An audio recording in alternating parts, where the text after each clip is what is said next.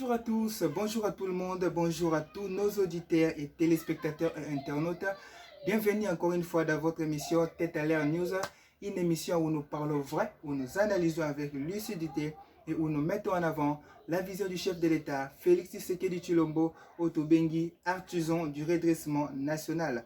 Aujourd'hui, nous avons plusieurs sujets brûlants à la ligne, notamment le Loto Kolobela, Pemakamba Kinshasa, Otolobaki, Tokobanda Kolobela, à chaque temps. Le deuxième sujet nabiso est concernant Makambuya Bakor et la signé Lelo Mokolo ya jeudi na Washington kuna États-Unis d'Amérique autorotal Sabino Makambunino yo ezali réservé kuna bombe nini oyo Félix Tshisekedi ya bombe liango Kagame.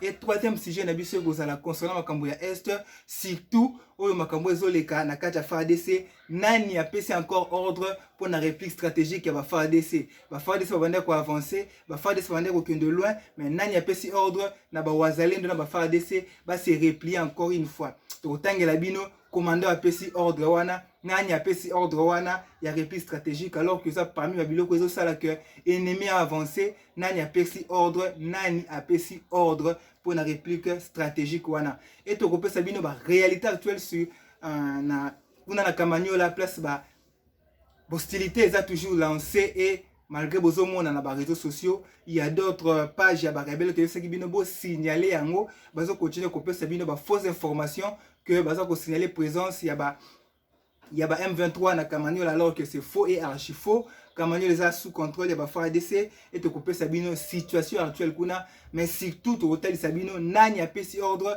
pour la réplique stratégique, nani a pesi ordre, commandant nini a pesi ordre. Et s'abonnez-vous, likez, partagez et belé peut pas la former et informer, dengue bino peut vous former et informer. Premièrement, to bandi pour un problème ya ville à Kinshasa. Oyo za toujours ko vivre na se ya salité na se ya bosoto et to yeli sous encore une fois ko beta porte na ndako ya gouverneur de la ville.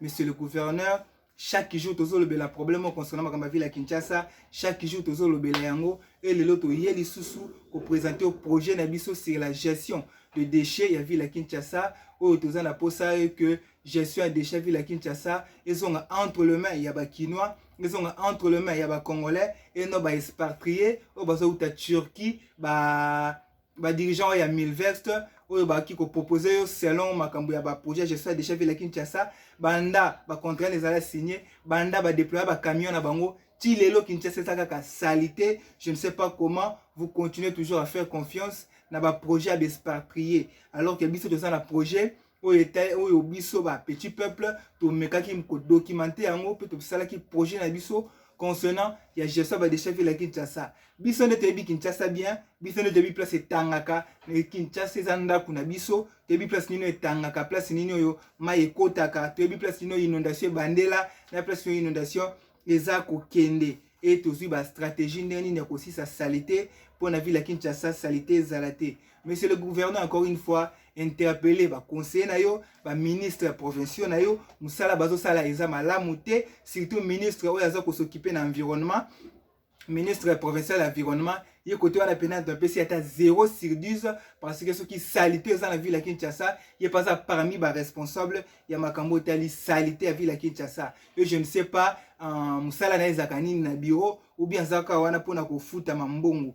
Et ba conseiller na yo, je ne sais pas ceux qui ba tambolaka, ceux qui ba monaka ba bosoto, dozo la sabino na ba image ou ezana ba commune na Selembao, misusu bozo mona ezali na grand marché zando to ebite ceux qui ba komaka pe awa ba tambolaka, ba mona modèle à salito ba memelaka au rapport ou bien ba suka juste na Gombe, na Lingwala ou na Limete pona ko memela yo ba fausses informations to ebite monsieur le gouverneur. Yango to na projet na biso ezaki biso mo ba petit peuple to sali yango projet wana ko sala ke Kinshasa et gagner mbongo ebele dans une année ezonga kin la belle oyo ke salita te moko ko zalate na ville ya Kinshasa. Tala ba ville ti Mbujimai, tala ba ville ti Kisangani, ozomona propriété ba villageois baza mieux civilisé que biso. Pourquoi pas Kinshasa peut comme aboyer? Oui, c'est possible. Na projet otoza na yango de sengi monsieur le gouverneur, je t'ai dévolu na projet oyo o mekana ko benga biso na numéro eza na C pour te ko lakisa bino projet bien documenté, bien structuré, projet bien vraiment oyo salami bien na maele ya ba petit peuple pour na ko luka ko sunga Kinshasa na salité oyo eleka na ko sila. Alors tokoti na deuxième sujet na biso concernant makambo ya bakor oyo eza kosigname lelo biso nde tokopesa bino ere nini bakor ekozala signé pe na ville nini bakor ekozala signé e bakor wana eza basé na basignature nini e bakor wana nini oyo République démocratique du Congo na Rwanda bakosigné parce que jusque là babiloba le bezo lobama partout babiloba le bezo lobama tellement partout tebisaka bino tout à l'heure news eza machine à réflexion tokotalisa bino tout nyonso eza ko se passer concernant makambu ya bakor oyo ekozala signé lelo na Washington. Alors lelo une allocution du président américain Donald Trump sur les accords entre la République démocratique du Congo et le Rwanda afin de mettre un terme définitif à la guerre meurtrière qui dure plus de 30 années est prévu jeudi aujourd'hui à 12h RTP Sibini-Angwana à 12h de Washington, donc il y a 12h pour à Washington et soit 18h juste heure de Kinshasa et 17h juste JMT, donc heure Yangwana. 12h juste na Washington, 18h juste na Kinshasa, 17h juste GMT selon programme et ambassade congolaise consulté par ACP à partir de Washington kuna programme eza yangwana. Alors, bien avant cela, le président Félix Tshisekedi prévoit un tête-à-tête avec son homologue américain Donald Trump bakosolola avant quand signature ya bakor. Donc, Donald Trump a réservé kaka tête-à-tête yé kaka Félix et non Kagame. Étant entendu Sakabino que Félix a pesaka libanda, Félix a bien considéré tête-à-tête eza avant signature ya bakor entre Félix na Donald Trump bako solo là concernant makambo eza contenu na kati ya bakor. Après cela de bakor ekozala signé. Alors tozo bandela lisusu. Donald Trump a réservé kaka tête-à-tête avant signature ya bakor kaka na Félix. Donc na Kagame était mais kaka na Félix bako solo kaka na Félix Tshisekedi après baké ba signé bakor. Toyebi Sakabino chef de l'État a pesaka libanda malgré bino bondimaka été. Donc accord wana kozala accord moko historique oyo kosala ke mboka na biso elekana kolongwa na babuzoba oyo ya Rwanda azako mekana kobundisa biso. Accord est prévu na 17h GMT na Institut américain pour la paix l'USUP oyo bato bazara na Amérique bayebi institut wana. À savoir cet accord prend 5 aspects selon Ndengeza Nakati, selon Afrique Arabia, site spécialisé à la République démocratique du Congo, lu par RFI. Et ça rabine biso to la source moko fiable oyo ba ko ekozala signé za 1. Premièrement, la cessation des hostilités, le respect de l'intégrité territoriale de la RDC, le désengagement des troupes armées non étatiques, l'intégration conditionnelle de ces groupes dans l'armée, création d'un cadre économique et régional entre la RDC et le Rwanda en sortie d'investissement américain. Place au lingato éclairci bino muké concernant ba contenu et ça accord. L'intégration conditionnelle de ces groupes dans l'armée. Problème place créer problème yangwana. Chef d'État lobela qui non sur mixage et brassage mais à tout monde na kati accord ba lobeli l'intégration conditionnelle de ces groupes de l'armée. Et dans l'armée pardon. Mais boye ba que ezaka ndenge moko na ba déclaration chef de l'État lobaki. Balobi et cause l'intégration moko conditionnelle. Donc il y aura une condition. Boye ba ko remplir ba critères na ba condition oyo l'État congolais ko tia nde bango ba cause l'intégrer dans l'armée. Mais boye ba ko remplir té ba cause la libanda. Cela veut dire même ceux qui M23 mobimba ba remplir ba condition té ba remplir ba critères té ba kokota té. Tant au chef de l'État azo bela mi a lobby que non pour un mixage et brassage. Donc tant que bela si mixage et brassage azo mixer mingi ba o baza ba bandi ba o baza ba terroriste ba o ba tangisa makila ya mboka na biso bango nde bako zala té.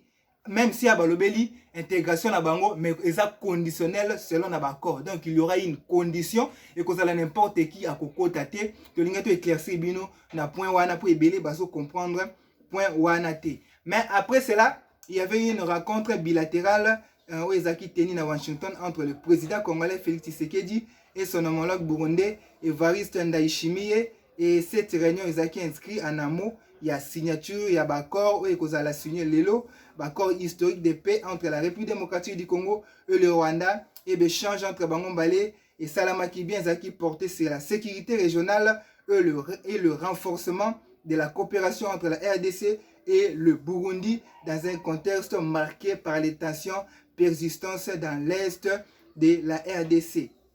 Donc, jusque-là, Ndayishimiye a sa bras droit Félix Tshisekedi, Otebisaki Bino, Kagame abetaki Kop naye, Yakobengisa Ruto azala bras droit naye, oyebaki que présence ya Ruto et ko jouer psychologiquement et pas Félix Tshisekedi. Pour Félix a se sentir isolé à cause de la liété, mais Dieu merci, Ndayishimiye a une invitation par Donald Trump, il y a qui cause la bras droit Félix ou bakutana qui déjà lobby et nani Lorenzo il est passé parmi ba invité ou akoma qui déjà pour na participer na ba accord wana et boye ba que Kagame akoma qui déjà parti à Butu.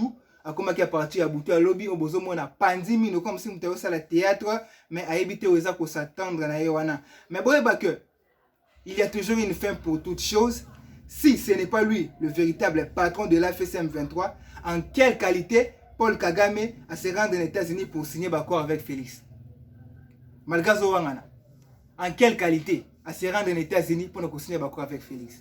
Vous voyez, chef de l'État démontré déjà que Kagame c'est lui le vrai patron. Il y a Makambo Zole Kakuna na Est. Malgré na époque ya Kabila tikala jamais cité Kagame bakendaka kuna na Union africaine na Nairobi pour kende ko wela ko signer l'accord na ba M23 alors que le patron c'était Kagame avant qui kimia azala qui dévoilé mais chef de l'État avec sa diplomatie agissante ba meki un peu na ko démasquer Kagame otozo mona ko signer l'accord kuna en quelle qualité alors que ye awanga naka makambo zoleka na Est mboka na biso. Alors to koti na makambo teli mamba sécurité makambo zoleka na Kamanyola na Kaziba o ezotungisa tellement ama ya République to ebisaki bino awa to yebisa bino nani apesi mot d'ordre pour la réplique stratégique ya ba FARDC to kolobela yango awa. Mais premièrement to zotel sabino vraie version ya makambo zoleka na Kamanyola parce que to moni jusque là na ba page ya ba AFC o to yebisa bino bo signaler ba page wana ba bloquer yango ba na ba fausse information ba fake news pour na ko bebi sabino moral. Voici la vraie version de Kamanyola ou bien ce qui s'est passé dans cette cité frontalière. Hier mercredi, le mercredi le kaki. Ba affrontement et bandaki na Katogota qui était déjà sous contrôle ya ba Wazalendo. Ba affrontement bandaki na Katogota. Et l'armée rwandaise et ses alliés ba lancé qui bon offensive fulgurante pour répondre le contrôle de Katogota, mais ils ont été frappés sérieusement jusqu'à replier vers Kamanyola. Bazongi na Kamanyola, tant baki na Katogota bakuti résistance, bazongi na Kamanyola. Après wana, ces combats encore, ce sont un temps pardon à Kamanyola Sud où les affrontements ont persisté à la mi-journée et à l'aube. Et quand hier mercredi, le 3 décembre, la cité frontalière de Kamanyola était divisée. Et Kabwana ki mwandambu. Wapi, le Wazalendo, les FARDC et la force ya Burundi, oyo babande ko contrôler la partie sud, tandis que l'armée rwandaise et nabalie naye babande ko occuper partie nord jusqu'à la frontière rwandaise. Dans la partie nord rwandaise mukie, bango bazaki juste la frontière pour zaki porte na bango ya Rwanda, place ba côté là, babande ko s'occuper place wana alors que na sud c'était les FARDC, le Wazalendo et armée burundaise babande ko occuper sud ya Kamanyola. Mais vers le soir na Butu, l'ordre a été donné et l'autre téléméli. Alors que le Wazalendo a avancé les FARDC. C'est pas pour rien. Bakanga ki frontière ya Kamanyola et pas na ba frontière oyo ya RDC na Rwanda na Kamanyola. Mais bien déjà que avancé ya ba Wazalendo et ko sala ke ba kendeti na Kamanyola na frontière ba kota kuna ba kendo sala sabotage. C'est par là ba freiner, ba kangi ba barrage et ndambu ya ba Rwandais ba kimaki bazonga ki na Rwanda et d'autres ba kimaki na bazamba. Vers le soir, l'ordre a été donné. Nana pesa ki ordre. Boye ba mwa. L'ordre a été donné au Wazalendo, na ba FARDC na ba force burundaise de se replier sur la rivière qui sépare la cité frontalière de Kamanyola et la localité de Katogota. T'as la place bazongi ici bango. T'as la place bazongi ici bango. Alors bah comment déjà la cité frontalière pour ba côte vers Rwanda. Pour il y avait d'autres Rwandais, d'autres soldats M23 bah qui maki déjà vers Rwanda.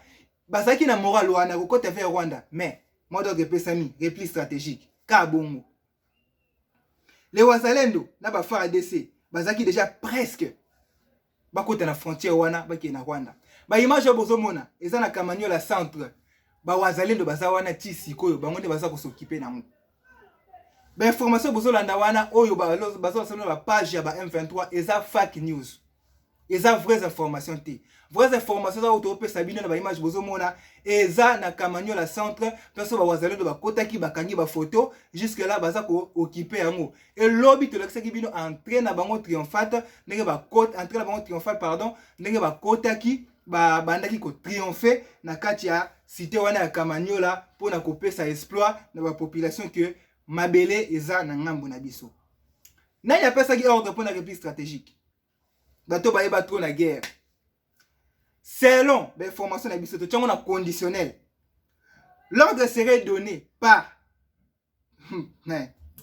to tchango na conditionnel to boy problème. L'ordre serait donné par le général Amouli Siviri. Selon l'information to tchango na conditionnel.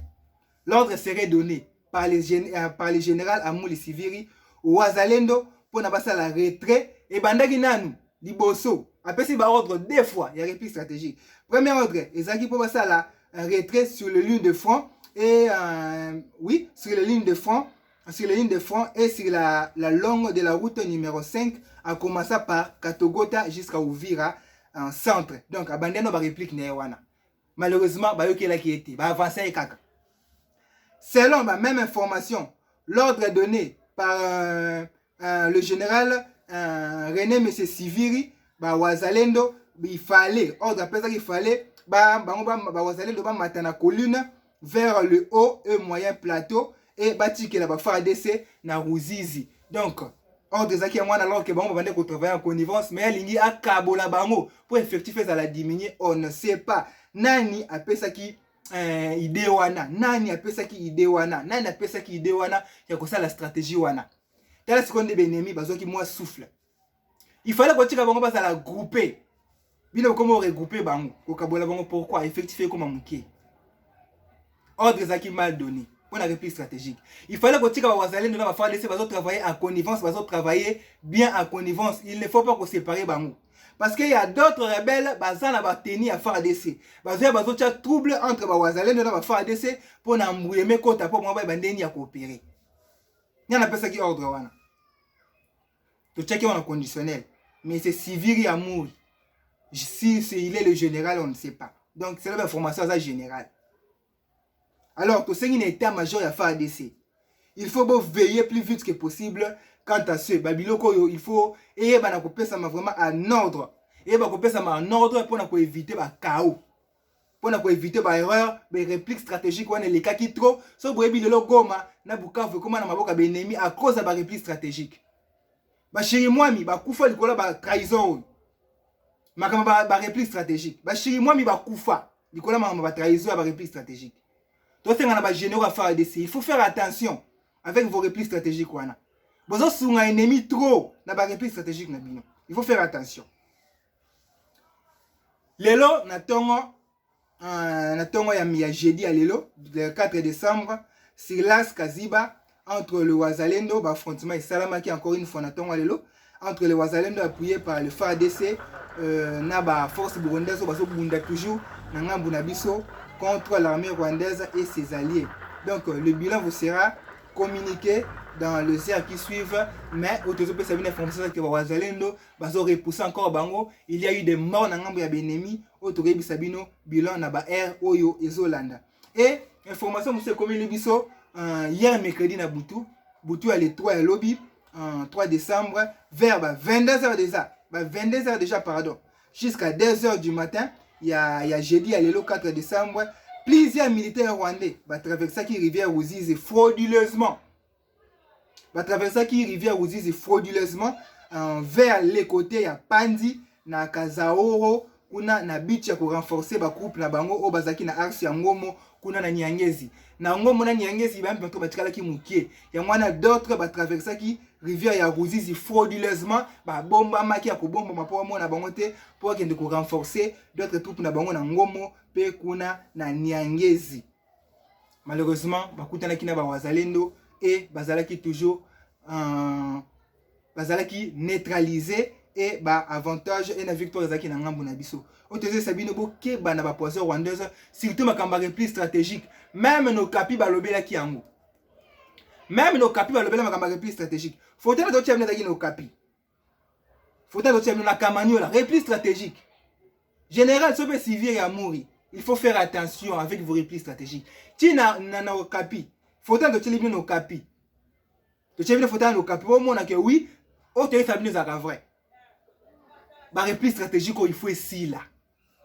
Parce que toi, on a pour ça, tu gagner terrain, et notre salle la réplique, Munguna a avancé. Et, vous voyez que, problème ou sous, ils ont constaté, l'armée rwandaise, bah ça tirer bah armes, bah ça tirer bah missiles depuis Bugarama. Bah ça tirer bah missiles depuis Bugarama pour soutenir na ndambu ya Soudan na bah ça na Kamanyola. FARDC Wazalendo, nous n'avons pas d'autre choix que de réagir en ripostant vers Bugarama. Bugarama est wapi? Bugarama wana eza na kati ya Rwanda. Selon carte géographique to Tchelibino wana, c'est depuis satellite bazwa ki yango. Bomo na Bugarama wana. Bugarama wana eza na kati ya Rwanda. Bugarama wana eza na kati ya Rwanda. Et ba missile wana eza uta depuis Rwanda, imaginez-vous. Donc, ils ont déjà bras ouverts dans le monde que le Rwanda agresse la RDC. Le Rwanda tue nos frères. Dans ma mission, depuis Rwanda. Nous n'avons pas d'autre choix que de réagir en ripostant vers Bugarama. Donc, là, ce roquette, il y a une mitraillette, ils ont tirer actuellement du sol rwandais. Ils ont depuis le sol rwandais.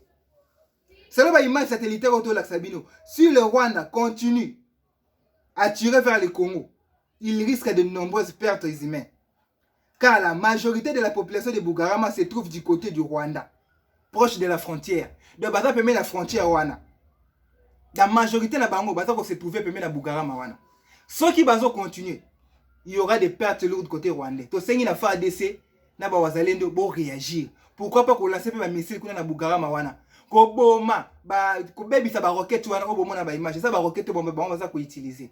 Et on va bomber la bande qu'on a biso. Alors, Miss Lobse ça na ba corps à l'élo, début que ça va comme historique et qu'on mettre fin na ba barbarie o izo sama na est mboka na biso. Merci Nabino Sobolanda qui ba information Nabiso mokolo ya lelo. Merci à tous les participants qui te tombent libino mokolo malamu et to kutani mokolo ya lobby pour na information mususu partager liker botinde la ba konziba za l'informer ba ta la projet Nabiso de ça concernant kamba assainissement ville à Kinshasa et ko sala sengo mingi projet ba gestion des déchets et zonga na maboko Nabiso petit peuple pour to les camper na kozong sa Kinshasa kin label ndenge zalaka kala. Tokutani mokolo lobby lelo tozokota labo to luka qu'est-ce qui sera signé là-bas concernant makambo ya bakor lobby to kosela bino émission oyo kozalaka justement sur bakor oyo ezali kozala signé lelo lobby to koyela bino sikoyo ba révélation boyebi biso ba kolo révélation na ba analyse oyo ezalaka tellement profond. Merci tokutani mokolo lobby pour na ba numéro mususu. Passez une bonne journée à Christ. Merci.